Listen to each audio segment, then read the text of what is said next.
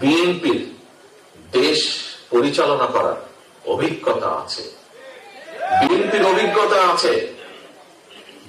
অভিজ্ঞতা আছে এই দেশের খাদ্য উৎপাদন কিভাবে দ্বিগুণ করতে হয়।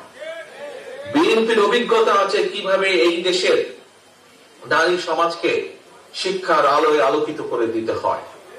বিএনপির অভিজ্ঞতা আছে কিভাবে এই দেশের লক্ষ কোটি শ্রমিককে বিদেশে কর্মসংস্থানের ব্যবস্থা করে দিতে হয়। বিএনপির অভিজ্ঞতা আছে কিভাবে এই দেশে শিল্প কলকারখানা তৈরি করতে হয় বা তৈরি করা যেতে পারে এবং তার মাধ্যমে কর্মসংস্থানের ব্যবস্থা করা যেতে পারে। প্রিয় ভাই বোনেরা, আমরা এই দেশের মানুষের কল্যাণ চিন্তা করি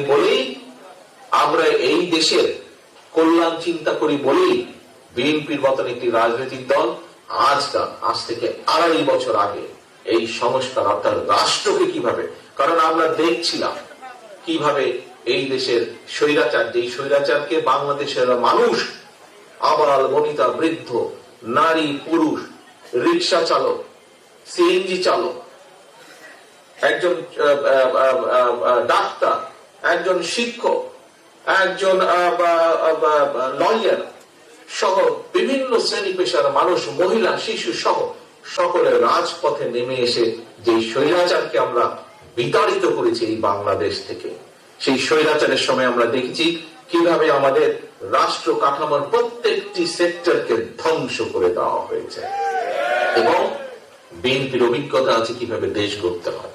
সেজন্য বিএনপি বুঝতে পেরেছে যে এই যে স্বৈরাচার পালিয়ে গেছে সে কিভাবে প্রত্যেকটি সেক্টরকে, শিক্ষা ক্ষেত্র বলুন, স্বাস্থ্য ক্ষেত্র বলুন, অর্থনৈতিক বলুন, বিচার ব্যবস্থা বলুন, আইন শৃঙ্খলা বাহিনীর কথা বলুন, প্রত্যেকটি সেক্টরকে কিভাবে তারা নিজেদের স্বার্থ বজায় রাখার জন্য ধ্বংস করে দিয়েছিল।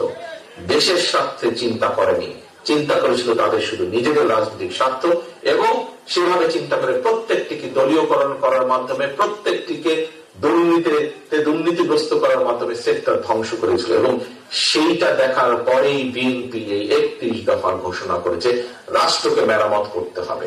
কারণ প্রিয় সহকর্মীবৃন্দ,